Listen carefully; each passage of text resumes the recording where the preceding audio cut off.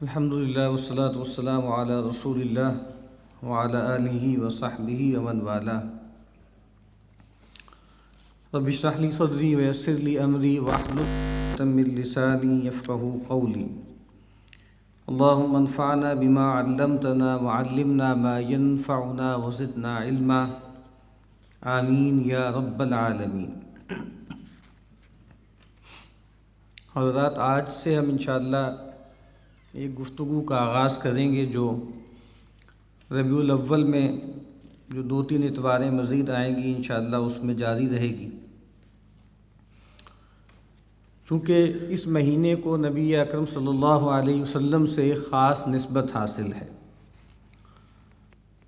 اس مہینے نبی اکرم صلی اللہ علیہ وسلم دنیا میں تشریف لائے اور اسی مہینے دنیا سے رخصت ہوئے. اور جب بھی ربیع الاول آتا ہے تو ہر جگہ پر نبی اکرم صلی اللہ علیہ وسلم کا چرچا، آپ کی شان، آپ کی عظمت کا بیان ہوتا ہے. اور ویسے تو ظاہر ہے کہ نبی اکرم صلی اللہ علیہ وسلم کسی خاص مہینے، کسی خاص دن کے حوالے سے خاص نہیں ہیں کہ اس دن میں یا اس خاص وقت میں یا اس ٹائم میں نبی اکرم صلی اللہ علیہ وسلم کا تذکرہ کیا جائے. ایک روایت میں اس طرح کے الفاظ آتے ہیں کہ اللہ تعالیٰ نے اپنے نبی اکرم صلی اللہ علیہ وسلم، بلکہ نبی صلی اللہ علیہ وسلم نے اللہ تعالیٰ سے تذکرہ کیا کہ آپ نے مختلف انبیاء کو مختلف مراتب دیے ہیں اور مختلف فضیلتیں دی ہیں. خود قرآن مجید نے یہ بات فرمائی ہے کہ تلک الرسل فضلنا بعضهم علی بعض، کہ یہ رسولوں کا گروہ ہے، ان میں سے ہم نے بعض کو بعض پر فضیلت دی ہے. تو بہت سے انبیاء کو آپ نے مرتبہ دیا ہے، تو میرا خاص مرتبہ کیا ہے؟ تو اللہ تعالیٰ نے فرمایا کہ اللہ ذکرت الا ذکرت معی، کہ اے نبی آپ کی سب سے بڑی فضیلت یہی ہے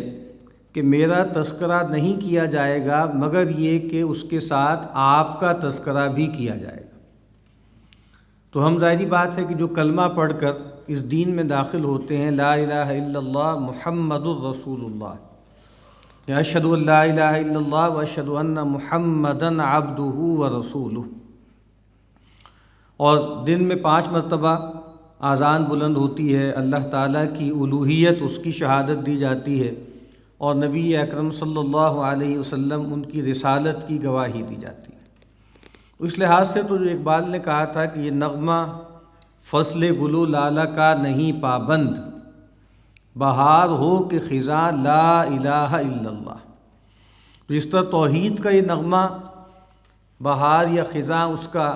محتاج نہیں ہے، اسی طریقے سے نبی اکرم صلی اللہ علیہ وسلم کو یاد کرنا، آپ کی فضیلت بیان کرنا وہ بھی خاص نہیں ہے. لیکن جیسے میں نے عرض کیا کہ اس مہینے کو بہرحال نبی اکرم صلی اللہ علیہ وسلم سے ایک خصوصی مناسبت حاصل ہے. اور ہمارے ساتھ ایک مسئلہ یہ ہو گیا ہے کہ عام طور پر چونکہ سیرت کی کتابیں لکھی جاتی ہیں کرونولوجیکل انداز میں، تاریخی اعتبار سے ہوتی ہیں. کوئی بھی سیرت کی اچھی کتاب سیرت ابن ہشام سے لے کے اور الرحیق المختوم تک آپ دیکھیں تو زیادہ تر سیرت کی کتابیں تاریخی اعتبار سے ہوتی ہیں. کہ آغاز ہوتا ہے کہ نبی اکرم صلی اللہ علیہ وسلم کی بعثت سے پہلے عرب کے کیا حالات تھے، کون سی بڑی بڑی شاخیں تھیں، جو لوگ وہاں رہتے بستے تھے ان کا تمدن کیا تھا، ان کے اطوار کیا تھے. پھر نبی اکرم صلی اللہ علیہ وسلم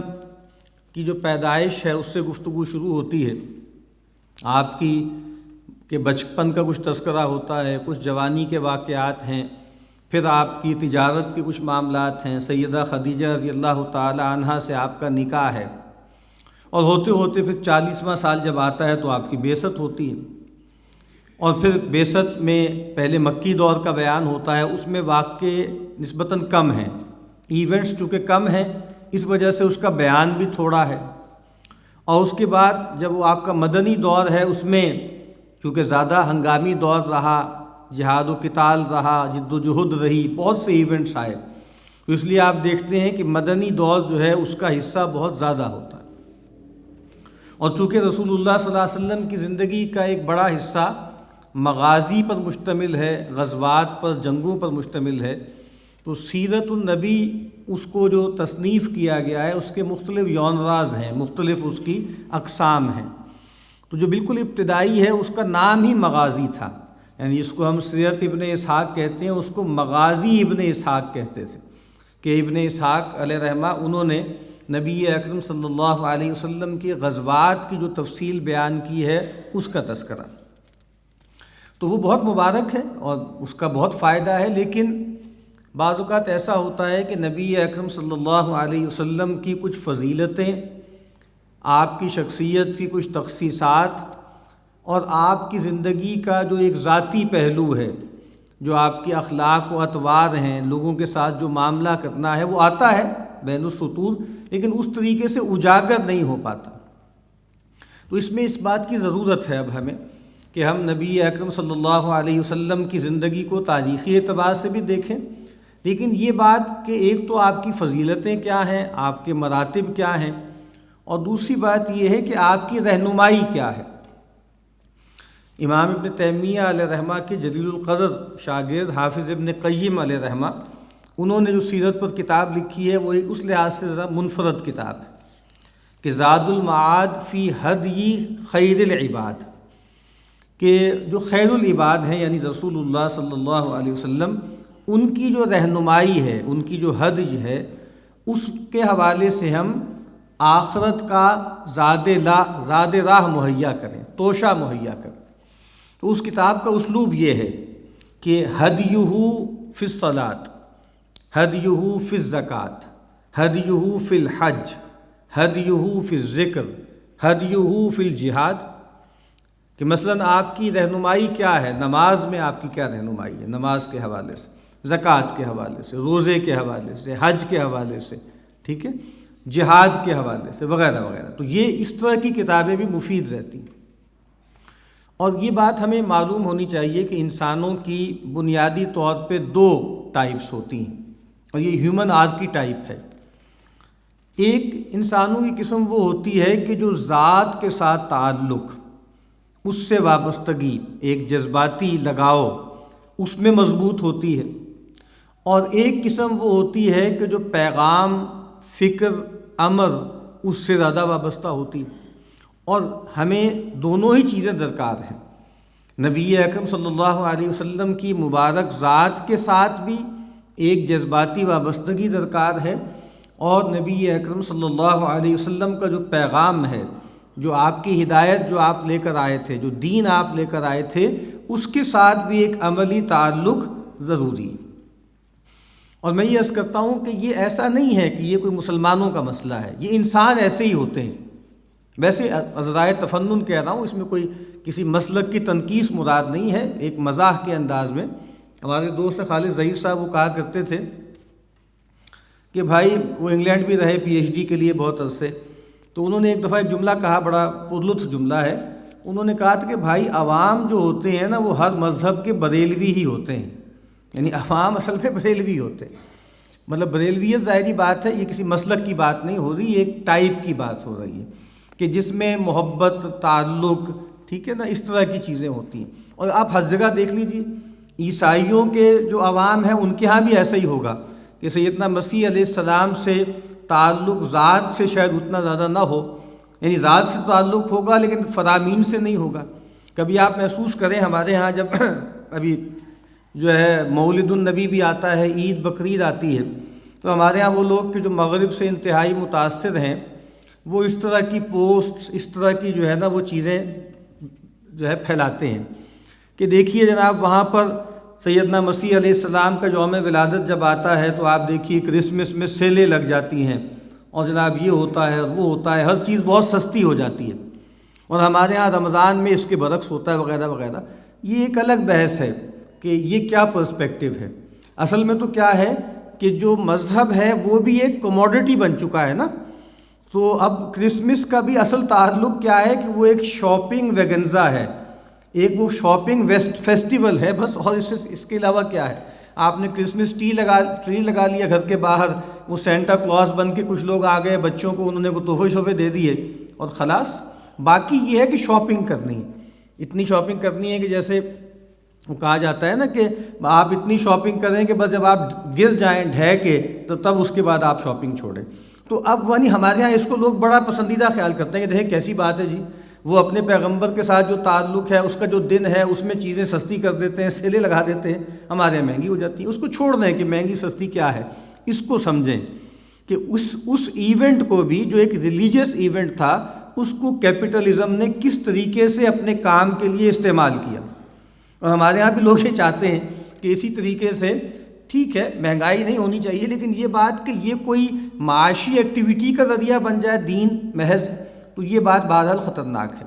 تو میں یہ عرض کر رہا ہوں کہ شخصیت سے تعلق والے لوگ ہوتے ہیں کچھ، اس میں بہت جذباتی ہوتے ہیں، لیکن ان کے ہاں جو پیغام ہے یا جو عمل ہے اس میں کمزوری آ جاتی ہے بہت زیادہ۔ یعنی رسول اللہ صلی اللہ علیہ وسلم کی نعتیں سنیں گے بھی، پڑھیں گے بھی، پوری پوری رات لگا دیں گے، لیکن شاید جمعہ پڑھنے کی توفیق بھی ان کو نہ ہو۔ رسول اللہ صلی اللہ علیہ وسلم کے لیے جان دے دیں گے،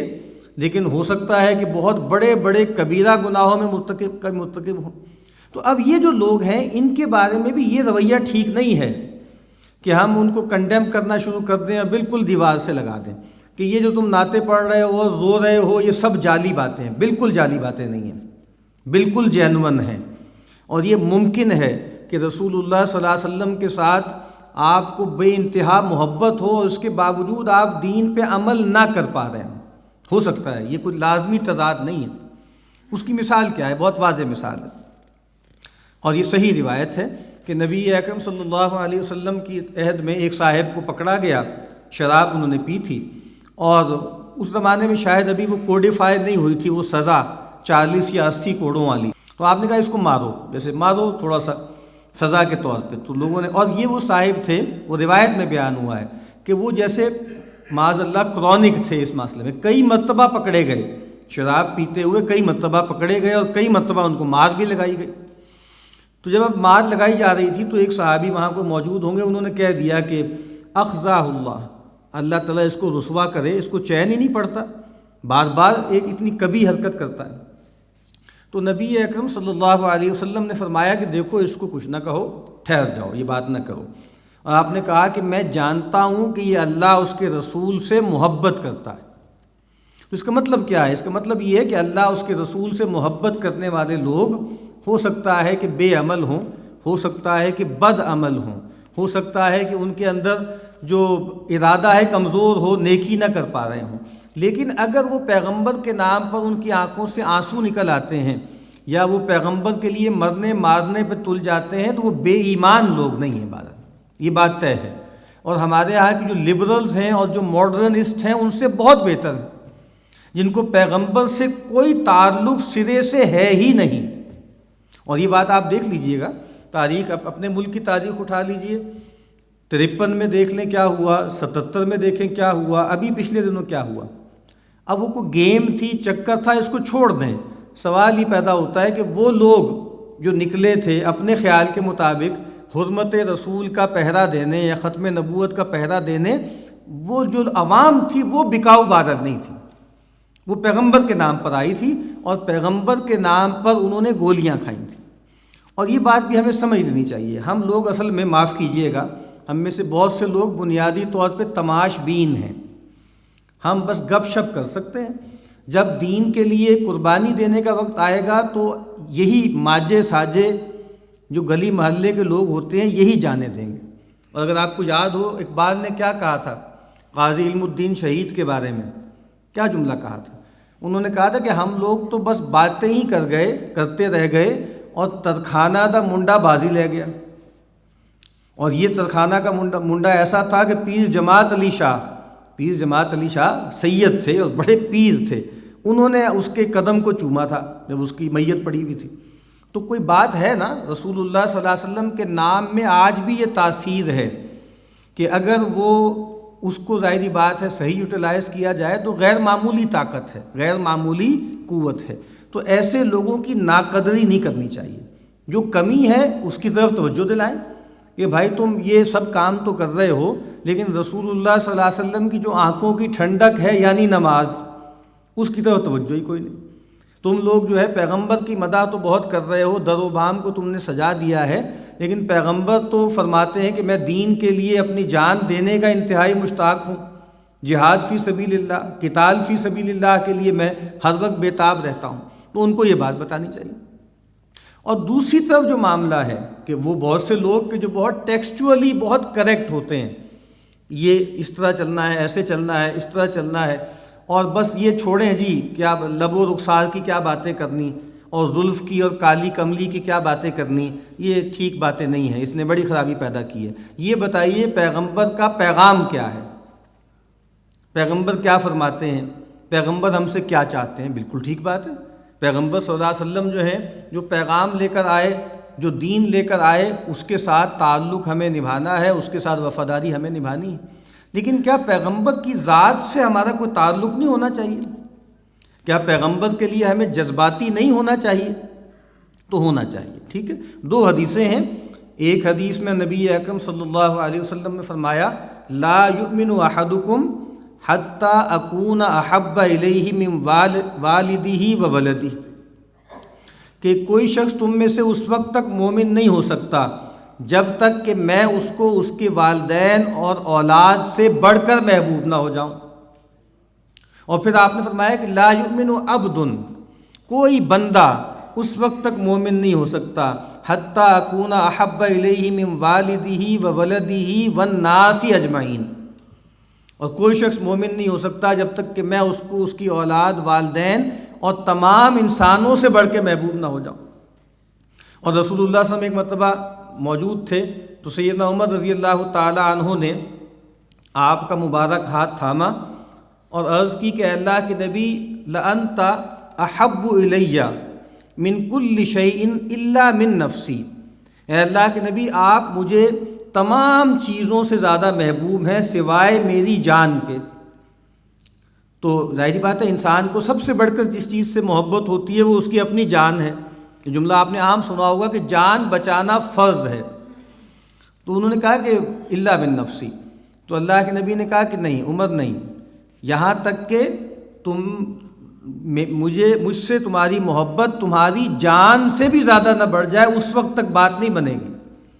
اور سیدنا عمر نے تھوڑی دیر توقف کیا اور کہا کہ الآن، اے اللہ کے نبی اب میں یہ کہتا ہوں کہ مجھے آپ کی مبارک ذات اپنی جان سے بھی زیادہ محبوب ہے۔ پھر آپ نے کہا کہ ہاں اب تم ایمان کے مرتبے پر پہنچے ہو۔ تو یہ محبت درکار ہے، اور یہ محبت کوئی ولایت کی نشانی نہیں ہے، یہ محبت کوئی اضافی فضیلت نہیں ہے، یہ محبت ایمان کی شرط ہے۔ تو جو آدمی نماز نہیں پڑھتا وہ بھی بے ایمان ہے، اور جو آدمی پیغمبر سے محبت محسوس نہیں کرتا وہ بھی بے ایمان ہے۔ تو اس بات کو سمجھنا چاہیے کہ نبی اکرم صلی اللہ علیہ وسلم کی جو محبت ہے اور شخصی محبت، یہ ہم سے اس کا مطالبہ کیا گیا ہے اور یہ ضروری ہے۔ اور دوسری بات کیا ہے جو آپ نے فرمائی کہ لا یؤمن احدکم حتی یکون ہواہ تبعا لما جئت بہ، کہ تم میں سے کوئی شخص اس وقت تک مومن نہیں ہو سکتا جب تک کہ اس کی خواہش نفس تابع نہ ہو جائے اس چیز کے جو میں لے کر آیا ہوں۔ اب یہ دوسرا پہلو ہے کہ نبی اکرم صلی اللہ علیہ وسلم سے محبت کے دعوے بہت ہوں اور ہو بھی جینوینلی محبت، لیکن آپ صلی اللہ علیہ وسلم جو دین لے کر آئے ہیں، جو آپ کی لیگیسی ہے، جو قرآن بھی ہے اور جو سنت بھی ہے، اس کے ساتھ ہمیں کوئی تعلق ہی نہ ہو۔ اللہ کے نبی نے فرمایا ترکت فیکم امرین، میں تمہارے درمیان دو چیزیں چھوڑی جا رہا ہوں، لن تضلوا ما تمسکتم بہما، تم ہرگز گمراہ نہیں ہوگے جب تک کہ تم ان دونوں کو تھامے رکھو، کتاب اللہ و سنتی، اللہ کی کتاب اور میری سنت۔ اور ایک بالکل اسی طرح کی صحیح روایت میں فرمایا کتاب اللہ و عطرتی، اللہ کی کتاب اور میری عطرت یعنی میرے اہل بیت، میرے گھر والے۔ تو رسول اللہ صلی اللہ علیہ وسلم سے